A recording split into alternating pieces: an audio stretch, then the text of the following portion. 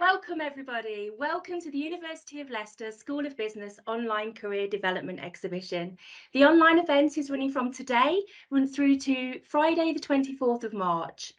Hi Jenny. The theme of this year's event is career success in global dynamic markets, and a part of the event, we will have 9 live sessions, including expert speakers and panel sessions. The events include senior business professionals, entrepreneurs and alumni from organisations including Santander, ACCA, M&C Saatchi, Ericsson, the Business Hub of Innovation Hub, JSK, JP Morgan, Lloyds, Moon Hub and many more.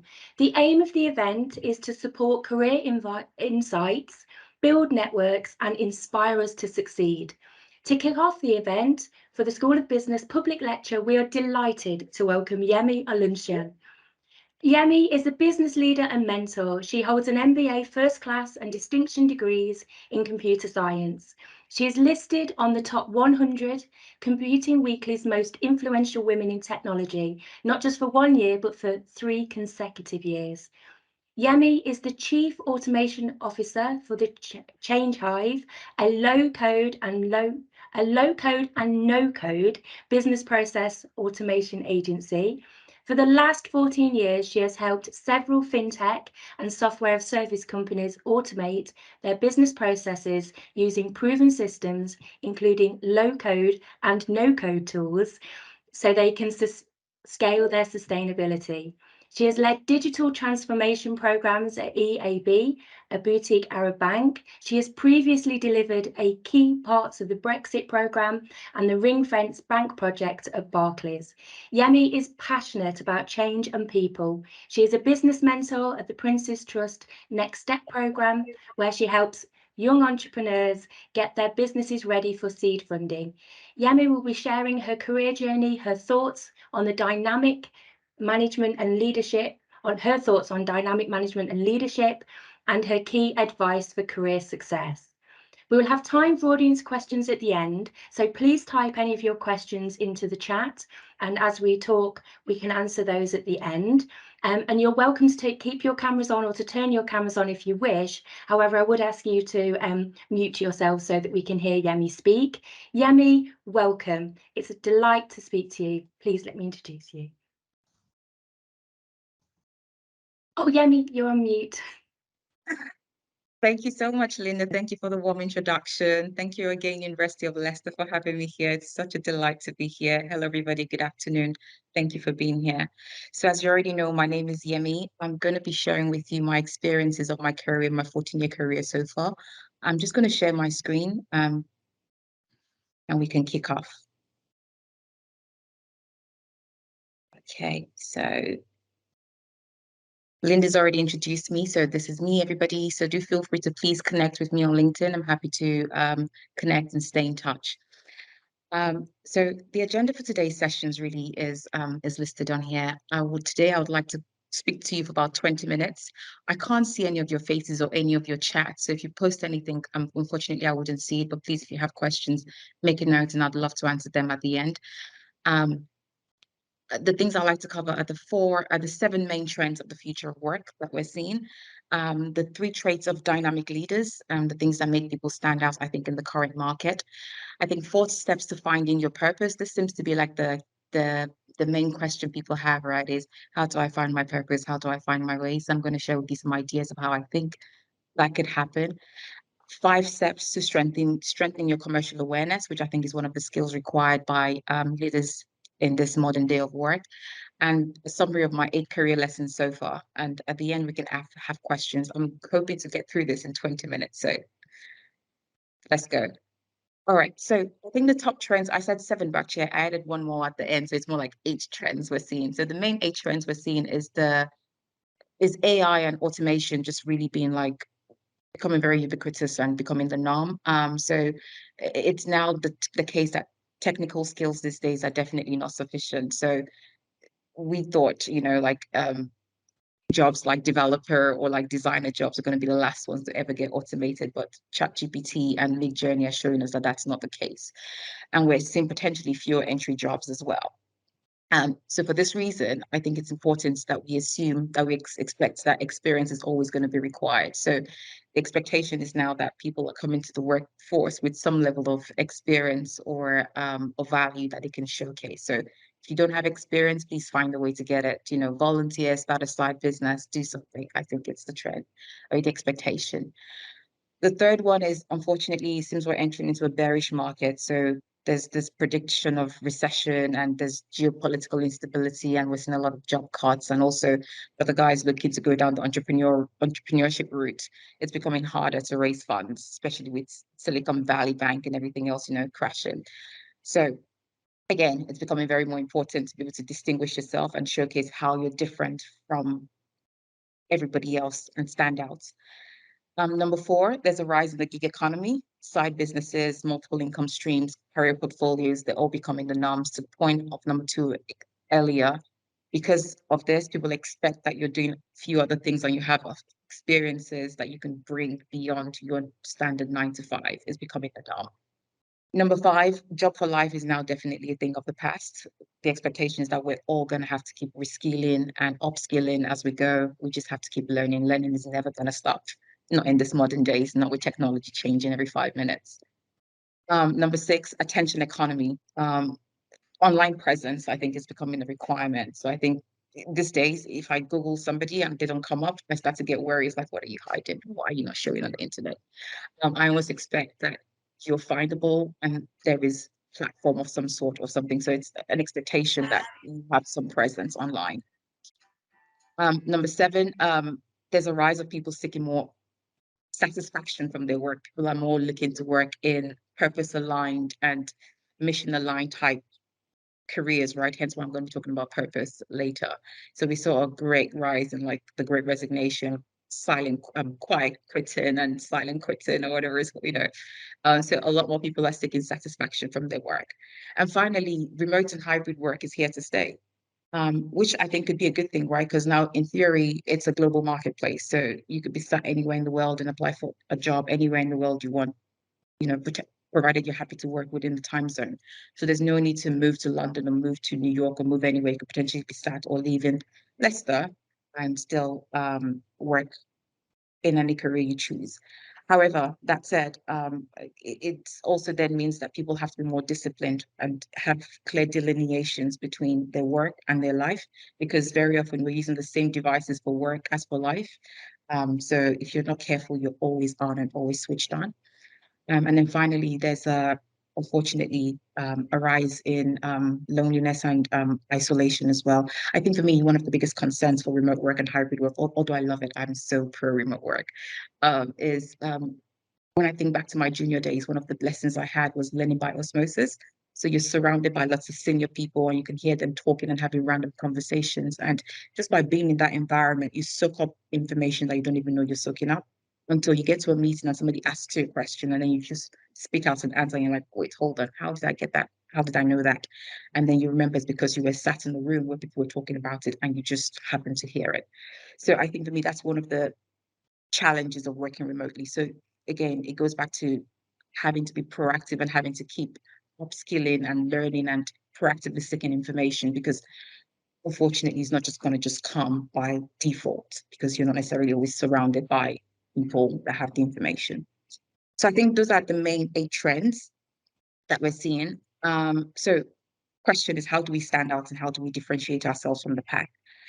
And I think for me, when I think about it, I think there's 3 key pillars of skills that I see that dynamic leaders tend to have. One pillar is they have a clear sense of purpose and identity. I think Simon Sinek calls it start with why. They have this clear sense of what is my why, what is my purpose, why am I here? Then you also have the commercial awareness skills. So at the same time, they're also aware of like how other human beings think and how other human beings function, and they know how to interact and how to get the best out of other human beings, which I kind of am calling commercial awareness. And I think the third pillar is like they're technically competent. So they have a clear set of skills and a clear set of expertise and domain knowledge in an area that you can point to and say, oh, wow, this is the go-to person for that.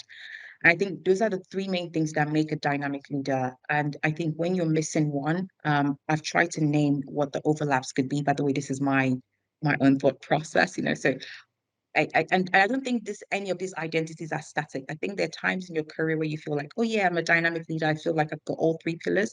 But there are times you're like, oh, I'm feeling like a bit of a poser. I don't feel like I'm as technically sound as I should be.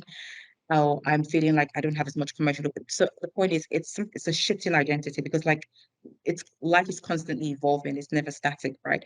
But I think being aware of where you currently are on that spectrum means that you can then start to take steps to correct it or find ways to augment any gaps that you might have. So to me, in my mind, when I think about this, when you have a clear sense of why and you also are commercially sound, but you don't have any technical competence, it feels like a lot of style but no substance. So you can come across very superficial or like a poser. It's like, yeah, there's no depth to this person. Or if you have somebody that has a lot of like the clear sense of why, they're very technically competent, but they're not very good at how other human beings function or understanding how the marketplace works and what reality is. They can very idealistic in how they present things, very utopian of like, this is how the world should be. It's like, well, it's not that way. So what do we do now? Um, and then I think the third type personality is like kind of what I call the hustler.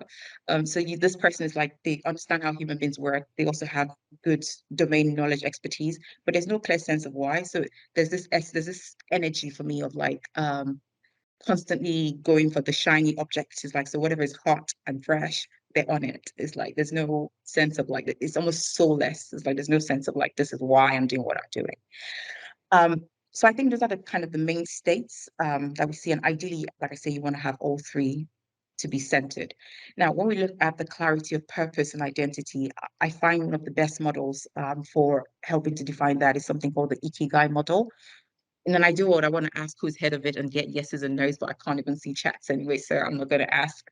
We'll talk about that when we do Q&A, hopefully. But I find Ikigai to be very useful. So I'm going to spend some time in the latest slides talking about Ikigai and how to define it.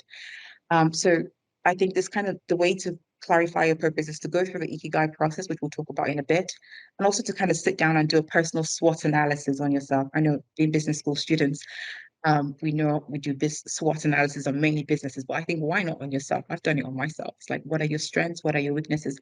What do you see as your current opportunities? And what are your threats?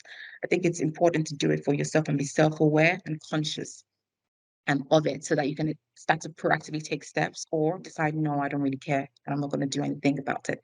Because that could be the answer because you don't always have to go out and mitigate every risk, right?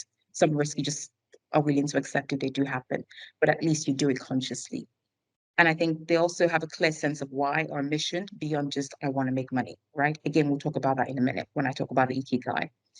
And with the commercial awareness, I think it's important these days to almost have something that I'm calling an employer engagement plan. It's almost a play on words on because when I talk to like businesses, I'm talking to them about having a clear user journey. And I think the same thing applies to careers, really. Again, I'll explain this in more detail because I've got a later slide that showcases how I think this could work.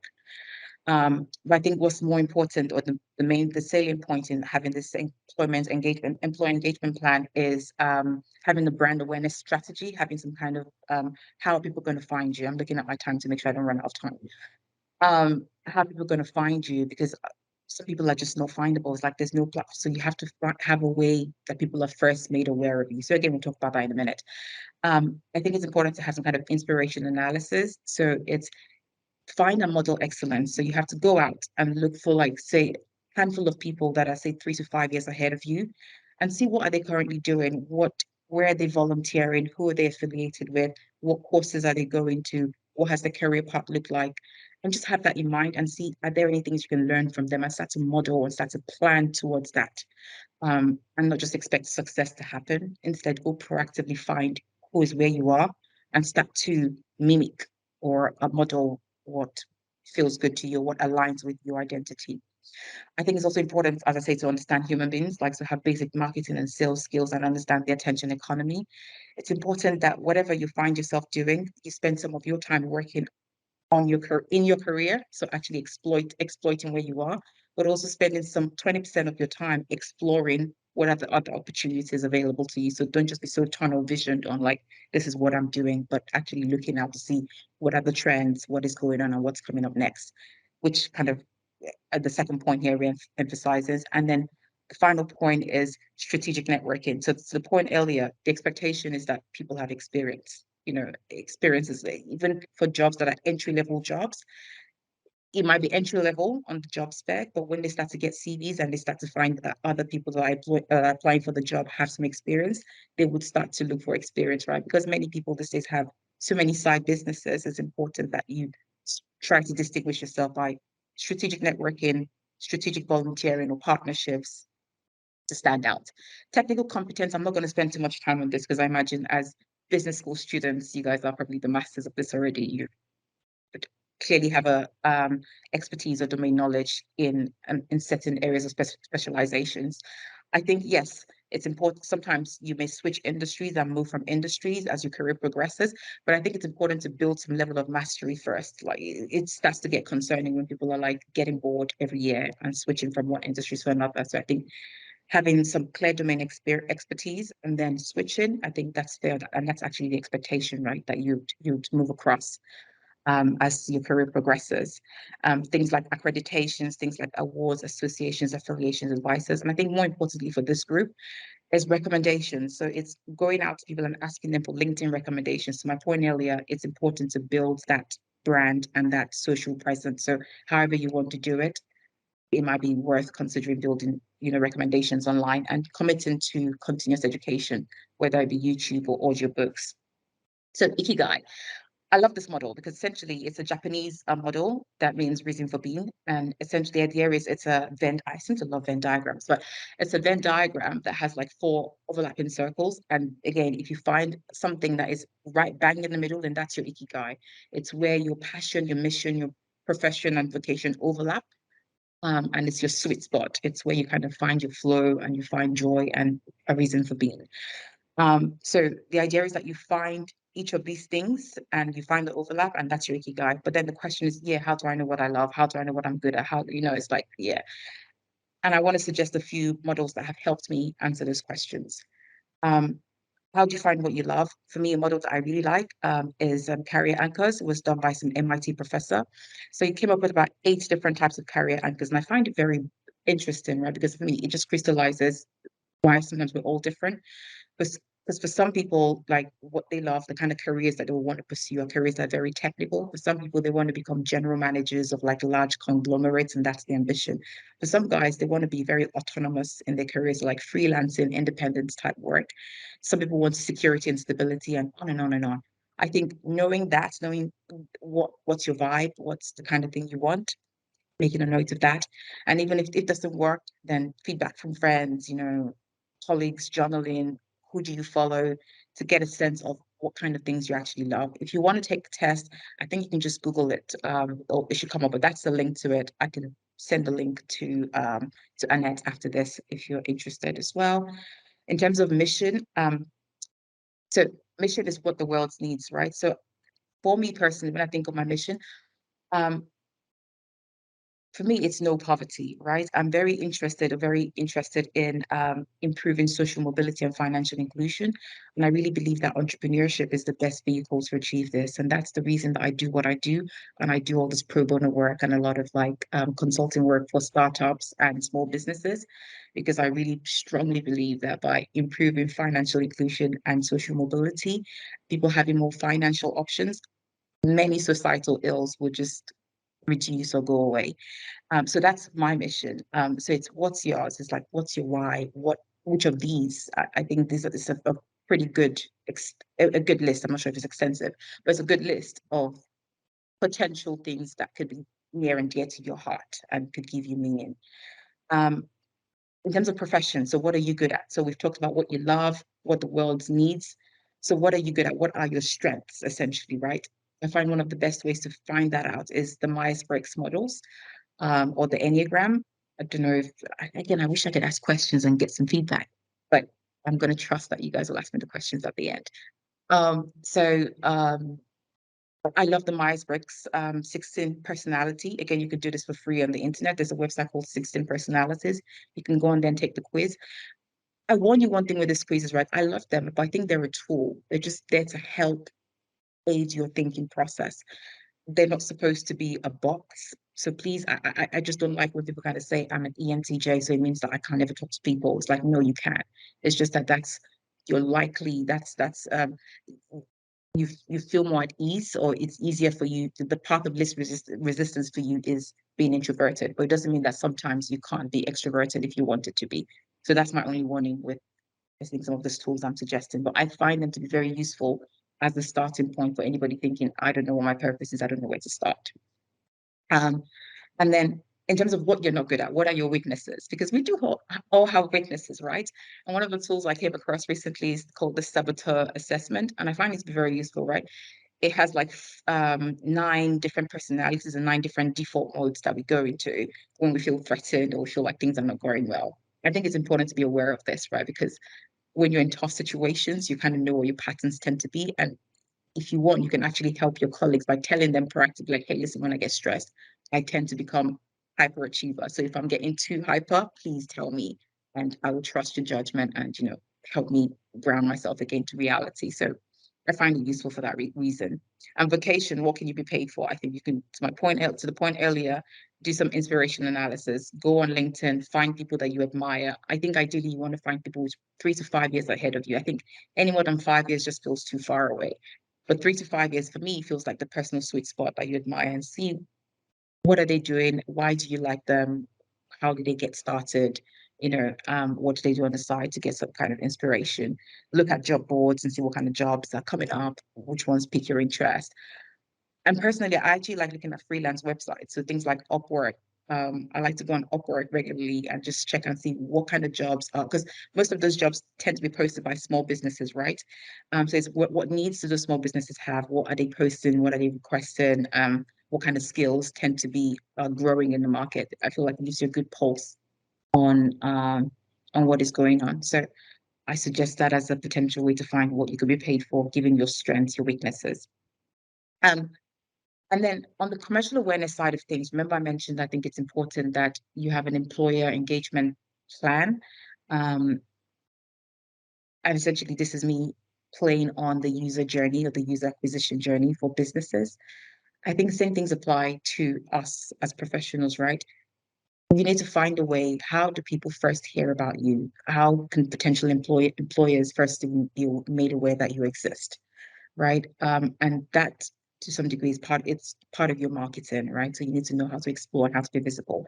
And you could choose to do that via LinkedIn, via other social media, maybe you have a YouTube page or Twitter or whatever, or you choose to volunteer strategically. So if you're looking to say get into VCP and that's where you want to be, then find voluntary opportunities that will get you within the proximity of people in those industries, right?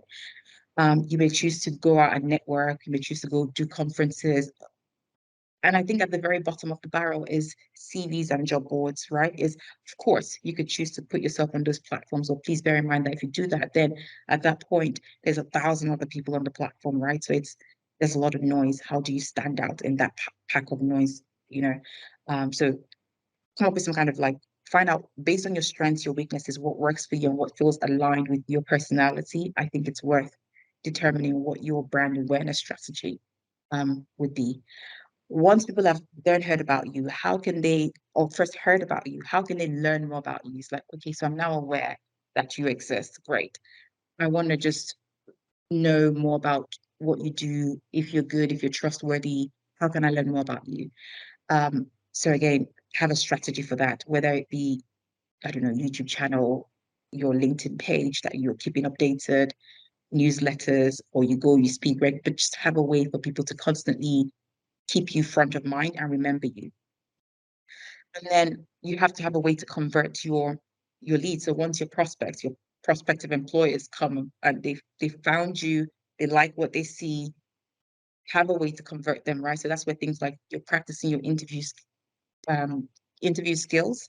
You're able to introduce yourself like the famous elevator speech and introduce what you do and what value you can bring to an organization. I think things like having reviews and recommendations on LinkedIn, again, like people being able to see proof, social proof that you are good, it just saves you a lot of hassle, right? Because otherwise, you have a bigger hump to jump through, right? You go to the interview and they ask you all this mm, crazy questions. But if you've proven that, listen, I'm credible, right, by all these things that you've already done, chances are that you can then focus the interview and actually talking about what the role would be, as opposed to you trying to prove yourself overly. You still have to prove yourself, but my point is, it won't be as much as if there was no credibility that you can showcase or evidence in any way. Then I think part of it, the next step will then be you get the job, you then have to deliver, right? Because all of this has been the build up to actually delivering the job. And that's, in theory, your operations, right, of your business, of Me Incorporated. And I think for you to deliver your job successfully these days, it takes a lot of continuous learning, lots of continuous improvement. You can't just rely on the skills from business school to last you for a lifetime. It's like, no, because the world is constantly evolving. How are you evolving with it as well? And also you being able to do a lot of teamwork and collaboration. And I think it's important to do a lot of internal marketing. So when you do good work, you have to be able to showcase the good work and let people know what you've done. It's not just enough to do it and nobody knows of it because they don't know. And then finally, to the point earlier about so 80% of your time will be spent on delivering the work, but I think 20% of it needs to be spent on you thinking of your progression, right? So I'm doing this work I'm doing right now, but what are my next steps? What are my ambitions? Where would I like to be next? So I think part of that is making your ambitions known to the relevant people, finding sponsors as opposed to mentors. So a sponsor is somebody that's senior enough to open the door and make opportunities happen. They probably are not going to be your friend or have time to mentor you or give you any education. It's a very transactional relationship. So they're coming into met to sponsor you because you are of value to them. So you've done something of value, and in exchange, to some degree, they're going to open up doors for you, right? So it's a transactional relationship. So it's different to being a mentor. So finding sponsors, collecting feedback and reviews, as we mentioned, so that you can keep improving yourself, right? And as you get those feedback and reviews, you see what your gaps are. And based on the gaps that you've identified, you can then proactively go and plug them by either volunteering, um, finding a side business, doing an extra course, just find a way to get the experience that you need for the next level. So I think this is kind of, for me, I feel it's important as part of your commercial awareness. You can't just expect that opportunities would just come. It might come the first time, but you need to keep that pipeline going so you constantly keep getting opportunities coming to you. So a recap of what I think dynamic leaders or key traits for dynamic leaders are: they have a clear sense of purpose, they have good commercial awareness, and they're also very technically competent. And I just want to wrap up with, I suppose, my key learnings, a summary of my key learnings so far, because I'm still on my journey myself. First is that careers are a marathon, they're not a sprint. So be patient or persistent, right? I know we all kind of want to be Elon Musk or whatever the goal is, but it's realizing that it's as long as you're consistent and you're moving in the right direction, you will get there. And careers are usually like a 40-year journey, right? I think two is to know yourself, but keep moving, know yourself and but keep moving towards your through knot.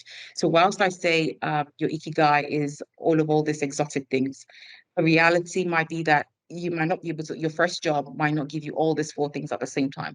You may have to settle for something that is, say, mission, right? That's like overlaps what you love and what the world needs, but everything else, these are the things I'm missing. But that's okay, right? As long as you know what your ikigai is, you can keep like iterating and keep moving closer to what feels good and what your true north is, I think. Um, Number three is be visible and have a brand awareness plan, as we talked about. Is people need to know who you are. We live in we live in an attention economy, right? If there's so much noise out there, so how do you stand out and how do you know who you are? Number four, I think success leaves clues. So find people you admire and model them.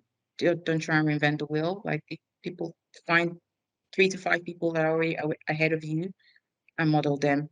Number five, I think we have to keep learning and keep experimenting. Is you're constantly reskilling and upskilling and trying out different careers. So if you think like you want to change careers, get the skills for it, and then find a little side business or side career or side volunteering project that you can do to experiment to see if you actually like what you think you like, right? As opposed to just jump in. So find quick ways to test ideas.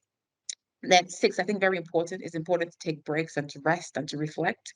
So you're not constantly just on this treadmill to my point of like, because we're working remotely and we use the same devices for work and for everything, sometimes it's hard to draw a line and just have time to rest and you're constantly on this treadmill working all the time. So finding the time to actually stop and reflect, I think is important. Number seven, I think is very simple, similar to number three, but I think it's so important, right? Is stop hiding. when presented with opportunities, just say yes. Like, unless there's a strong reason to say no, it can't be imposter syndrome, right? Say yes and figure it out, right? Just trust that there's a reason why it came to you. I don't know why, but just say yes and take it. And so you can grow and you can then showcase skills and get more reviews and for your profile. Number eight, finally, I think keep asking. Use the third door, create your, and what I mean by that is sometimes we wait for opportunities, but I think there's an element of you going to proactively ask for if you think there's an opportunity somewhere for you, go and ask and knock on the door and find a way to make it happen for yourself, right? Of course, ethically. Um, so I think those are the key things I wanted to share. That's my presentation. So thank you so much for the attention. Thank you for having me. I'll stop sharing so you can ask me questions. Thank you. Yemi, that was fantastic. I've been scribbling down. We will share slides afterwards, guys. So for all of you looking to follow those links, we will definitely make sure we share slides. So much information. I've got a few questions that I'd like to ask as well, just from following your presentation. And we've got a few coming up into chat box. So I will field from chat. So don't feel like you need to look at chat. But if I can just open with a couple and then I think we've just about got enough time if that's Okay. okay for you. Yeah? Sure, yes, yes, yes. Yeah, I'm writing down. I love it when it's a school day and you can learn new things. So thank you. There's a lot Yes. of really, really useful stuff. What I was wondering, as you were talking about the North Star and you were looking at the way your passion was for no poverty, how did you find that? How did you find your passion? Was it always there, or did you, within your career, develop it? Can you remember the time? Was it a eureka moment? Can you remember finding your North Star? Yeah, I do. So I moved to the UK from Nigeria. I moved here as an immigrant. So I think your traditional immigrant journey, right, and seeing the path of how my trajectory from where I started and the struggles that I had integrating into the UK society. And I realized that for me, what my biggest breakthrough was the fact that I had good mentors and I had access to technology to help me, because otherwise it would have been hard to make the social mobility that I have now made in my own life. And when I think back of other people that haven't had the opportunities that I have had and where their lives has taken them, for me, it really hurts, right? And that's why for me, I'm very interested in like how do we improve social mobility? Because people that are stuck in poverty are not necessarily like not smart. They're smart, but they just don't have the right opportunity or access. So yeah, that's why it's important to me because I was an immigrant and I had to go through social mobility myself. Fantastic. Thank you. That's perfect. Um, was there anything on your journey in terms of obstacles that you found expanded your world? So was there a way in which you could turn an obstacle into an opportunity? Do you have a moment you could share with us? I think one is the immigration story. So coming to the Yeah. UK and struggling to fit into society and thinking, oh my God, I don't get it here. I don't understand how the systems work. And Yeah. um, coming in and having an accent and being told, I don't understand, we don't understand what you're saying. It's like, this is the only language I speak. If you can't understand this, and I mean, of course, I was a teenager then. So I think over time I've learned to pronounce certain words better. So I think that's improved. But I think question again was how to overcome obstacles, right? Is Yeah. to my point earlier is finding people that are where I want to be. So it's Yeah. taking into account all the feedback that I get, negative, positive, making a note of it and thinking, okay, so these are where I potentially have weaknesses. What steps can I take to address them? Who is current? Where is excellence? Right? Because excellence exists somewhere is my theory, right? So let me go find where excellence is and then model it as closely as I can. And that's been my way. And these days I find that YouTube for me is my go-to source for most things, right? So when I think, okay, I've got a gap somewhere, I go on YouTube, I watch a few videos, and if I still need to get more information, I can book time with a coach, pay for more specialized courses. But that tends to be my pathway. Fantastic. Brilliant positive attitude. I'm just going to come to the questions so I don't, because there's quite a few now. So forgive me if I'm looking to the side of you as I read. So we have a No, question from Mark.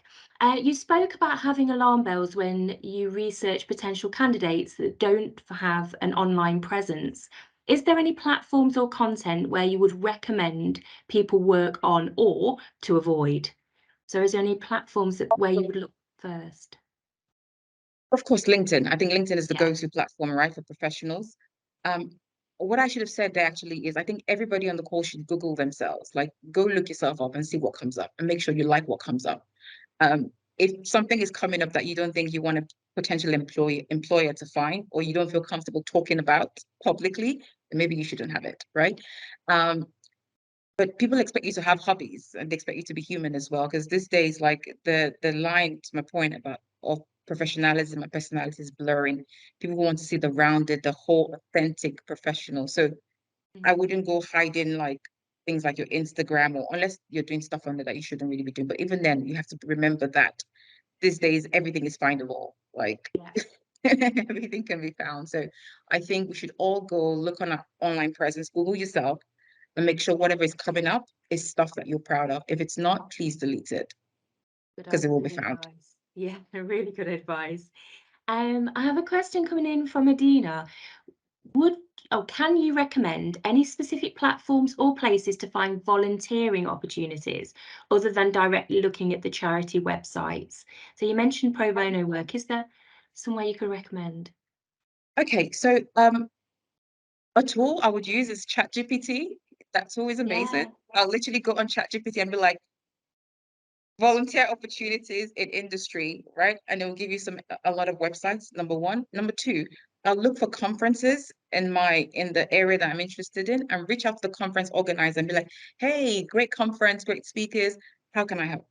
How can I help you volunteer? Like, so I'll volunteer at conferences, just get creative with it, right? Is anybody, or find someone that's a speaker that's organizing an event that you think you want to be aligned with. Ask them like, hey, how can I support your event? I can help you with social media. I can help you with arranging the chairs, whatever it is, right? yeah. But yeah, that's what I'll do. Using AI, that's a really good idea. I think the next question we've sort of touched on already, but I will mention it in case you wanted to explore any further. What have been your biggest challenges of getting you where you are today? So, I don't think it's more been an opportunity, right? Is having to constantly reinvent yourself and having to constantly keep learning and keep growing. And to my point earlier, there's those three pillars that we mentioned, right? Is they're not static. There are times in my life that I felt like the poser. It's like, oh my God, I don't have the technical skills, right? I say that because I've been all those things. So they're not meant to be derogatory in any ways because I've been those things. Or the times that I've just felt very like hostile. It's like, yeah, I'm just trying different things, trying to figure out what my why is. Um, but I think it's part of the journey, right? Because we're constantly growing, constantly evolving, constantly refining. So the challenge has been like constantly finding balance and finding that level of equilibrium and flow. But it's great. It's what makes life fun, right? It keeps me active. So that's it. brilliant answer. Such an positive attitude. Sorry, I've got someone on mic. One more question coming through from chat. Um, so Adine, if someone is already on their career journey but recently feels stuck and unable to progress, could you recommend any models or tools of getting out of that rut and how to find new motivation and to progress? So I think it's worth spending time on those three circles that I mentioned, right? Is to figure out like, first of all, what's your why, what's your purpose? Like when you say you're feeling stuck, why are you feeling stuck, right? Mm, So I think all those models that we went through could help. So it's almost like taking each of those models individually and mapping them out so you can clearly identify what are your strengths, what are your weaknesses, what do you see as your opportunities, what do you see as your threats? Um, yeah, what is going well, or another way is what is going well, because there's a reason why usually most career journeys have not been all bad. So what has gone well so far and what hasn't gone well so far, right?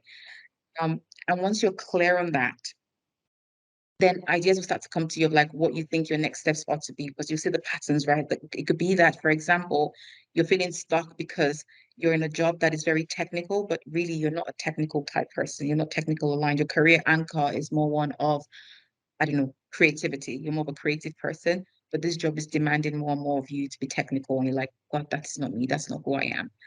Um, and now that you're aware of that, you're conscious of that, you might not be able to fix it overnight. I want to be realistic with everybody, right? It's not like, oh, now you know you're a guy. You just only ever do your, because we live in the real world. I think most of us have to pay bills and have to pay for things, right?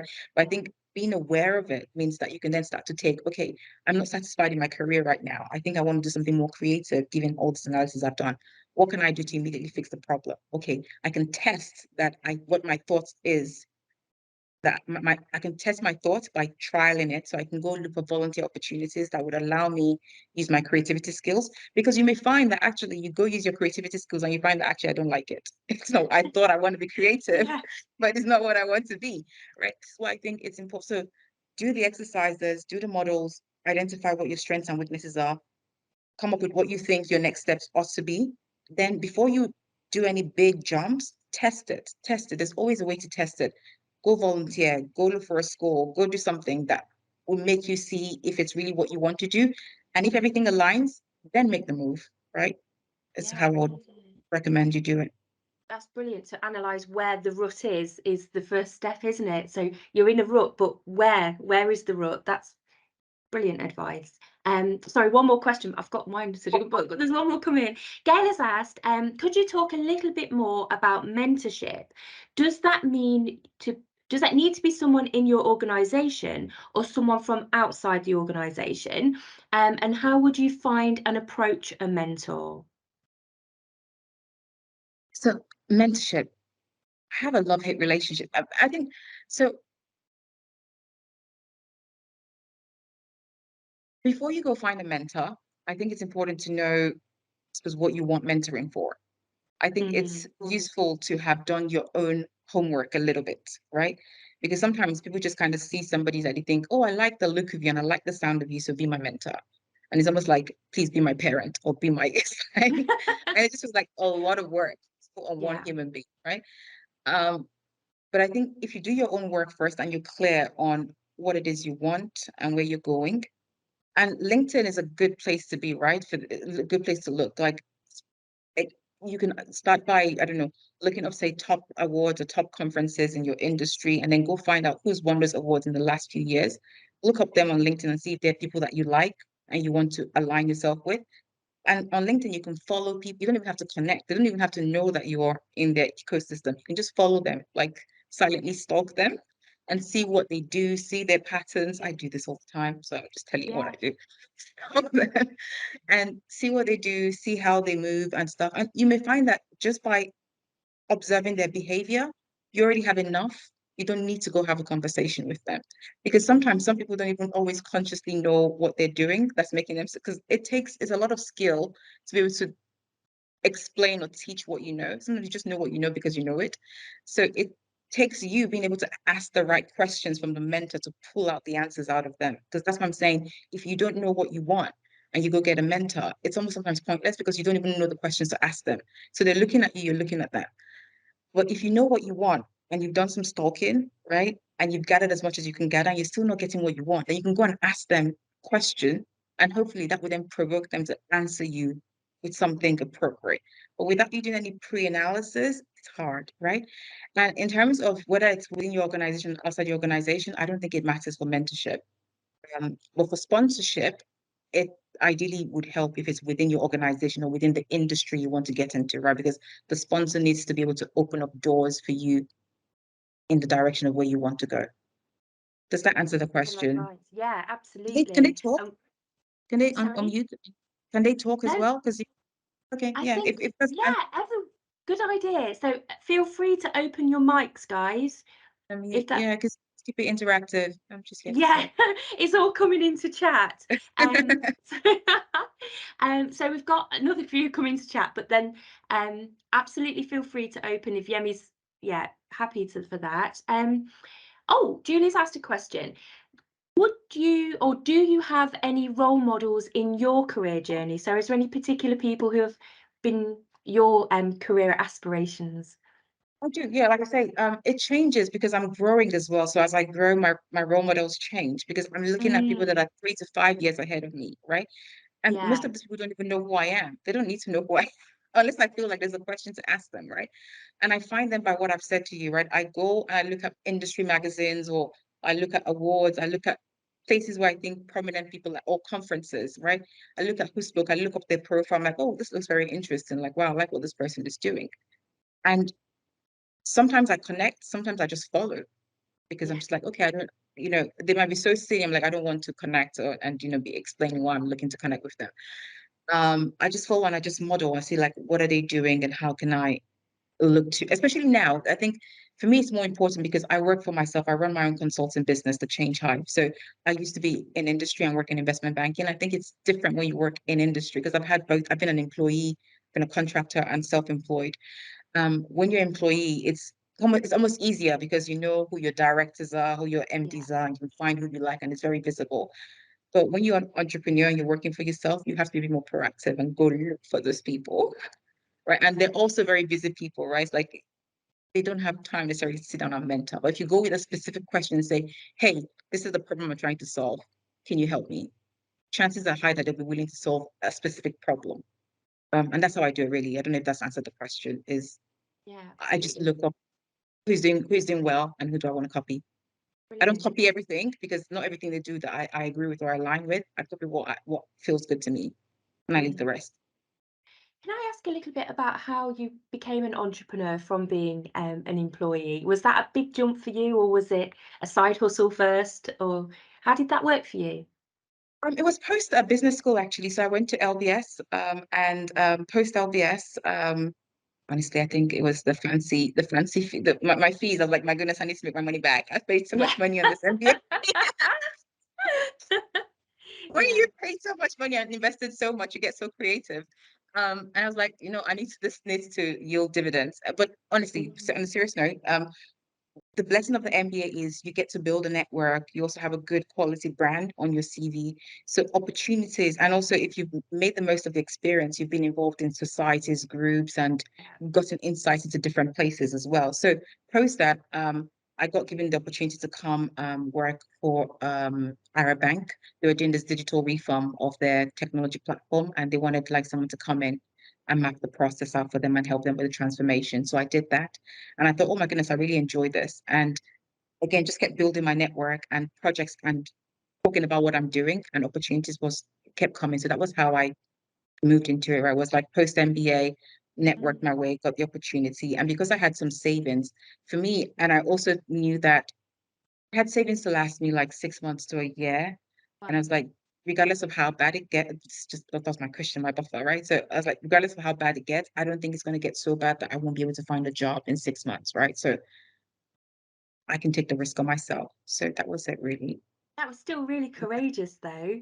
I think that's took. Was that? Did that feel kind of nerve-wracking, or was it a risk that you'd No, but calculated and mitigated and I felt you think were two things. ready? I think it's because number one, I had like parents that are entrepreneurs themselves. So I saw my parents do entrepreneurship. Secondly, I had surrounded myself virtually with people that were doing what I wanted to do. This is why I think it's important to find excellence and model it because the more you see people doing all these things, you're like, wow, that person, like they don't have two heads. Like, what did they do? Like, how can I do? Because it starts to stretch what you think is possible for you, right? Because if you stay within just your bubble, just your friendship circle, it starts to cap how far you can go. So if you find that you're ever capped, for me, what I do is if I find that I'm hitting a ceiling and I'm not growing beyond this, I try to look for like where is my next level? Where's my 3 years, 5 years from now? Follow them, see what they're doing. The more you expose yourself to their content and the way they think, the more your mind starts to grow and stretch, and you're like, okay, I didn't see it that way. I didn't see it that way, and it just becomes possible because you're now around people that are doing it. Brilliant. A constant stretch. If you feel there's a cap, just see where the stretch is, and just don't look at the cap. Just go past it. Brilliant. Yeah, go past Really it by exposing yourself to new exposing. material. Yeah, and just think. And because you're doing it slowly over time, because you're not even like you're just going and just looking to see what people are doing to learn and to grow. The whole point of learning is it's stretching your brain. It's making you things like where you thought your limit was, it moves it a bit, moves it a bit, moves, and before you know it, over a year, you're like, what? This is That where I am. growth Like, is yeah. And it's just your phenomenal. normal. It's just like, yeah, of course, it was supposed to happen because Brilliant. That you growth learned mindset is just innate within you. exactly. It's yeah, a very special trait that you have. But one that can be shared, and it's fantastic. We've got 8 minutes left. I think there's one more question in here, and then I've got a rounding off question. Um, yeah, thanks, Clive. One more question from the chat, and then I'll close chat and just answer one more. Francesca has asked, what are the three top traits of a successful leader? Yeah, I think it's what we covered, right? So it's for me, Mm, it's they have clarity of purpose. They have a strong sense of why, right? So yeah. Simon Sinek would say start with why. And for entrepreneurs, I say things like sell people outcomes, not features. Like they're not just telling you they have PhD, they have this, they have it's like no, it's like why you do what's the heart and the soul? What is the core? What drives you? They have that sense of purpose. And it's so important because then it starts to magnetize the right people and the right resources to you because you can clearly articulate who you are and what you stand for. So having that sense of why. Secondly, is for me, I think they have like strong commercial awareness. Like they're very good with people. They understand how other human beings think. Whether you call it emotional intelligence, whether you call it sales, whether you call it, they just understand that this is how the world works, and they're able to accept it, right? But while still not losing them, so they can accept the reality of how the world works, but without losing what they want their purpose, what how they want the world should be. It's like this is what I want the world. This is what how I want the world to be, but this is how it's where the world is. And because they know where the world is and where the world should be, they can then empathize enough with people that are there, and slowly start to bring them up to where they want to be, as opposed to the guy that sits there arrogantly, like, "Oh my God, this is how the world should be. You guys are so lost, right?" So they just have that sense of like this is what the world is. They accept it. They can connect. They can empathize. They have emotional intelligence. Essentially, they understand human beings, right? Mm, And I think finally they have a clear set of skills that they're an expert in something, right? You know, you don't want to be a celebrity that's just famous for being famous sake. It's like, what are you famous for? We don't know. mm, Right? So there's something. So people talk about Elon Musk, and it's like, oh yeah, but Elon Musk did all these different things. Like, yes, this is true, but he didn't do all of them at the same time. You find that he built expertise in something, mastered that, then something else, and on and on and on. So there's something you can always pin and say, oh, this guy is known for this, right? So they have a skill set as well. So I think for me, those are the top three, right? Is clear sense of purpose, understand other human beings, and also have clear set of skills that they can bring to the table. fantastic. My final question, and really this is open for you to give any advice that you've not already shared with us, which is a wealth of information. Any advice that you want to leave the audience with to inspire them to achieve their own three traits? Yeah, any advice that you want to leave them with in this new dynamic changing marketplace, Yeah, which anything you want to leave them with? sure. I'll say this. So thank you again so much, guys, for listening to this, and I hope it's been of value. One thing to say is you're in a good school. Leicester University is a University of Leicester is a very good school, right? Make the most of it. Chances are very high that within University of Leicester, like there's almost it's been around for many, many years, right? So I think there's very few countries in the world where there won't be an alumni of University of Leicester. So in theory, that means you know somebody in every part of the world. In theory, that means when you go on LinkedIn, you can type on LinkedIn, be like University of Leicester alumni, Cambodia, and you should find somebody. Right. So if you decide you want to go work in Cambodia, decide wherever it is you want to work, you should already know somebody that you have something in common with. Use it to your advantage. The world is becoming very global. You're not narrowed to just jobs in the UK or just opportunities in the UK. There's nothing stopping you from going anywhere you want in the world to get opportunities. So please, please, please maximize the school network because so often we don't maximize our alumni network. And it's not just the guys in your cohort, right? To my point earlier, you're not just networking with the guys that are currently there, it's the guys that have been there, it's the students, it's the lecturers, it's the staff, anyone that Absolutely. has affiliation to University of Leicester, they're your people. Go stalk them. They have to help you, all right? So yeah, that's it. What an inspirational talk. I'm so pleased to have met you, Yemi, and honoured to have been able to host this hour with you. It's, yeah, I've learned so much, and I'm sure the other 50, 60 people who are out there have learned so much too. So on behalf of the school, it remains for me to just thank Yemi for her time and for sharing such a lot of information with us. It's been truly great.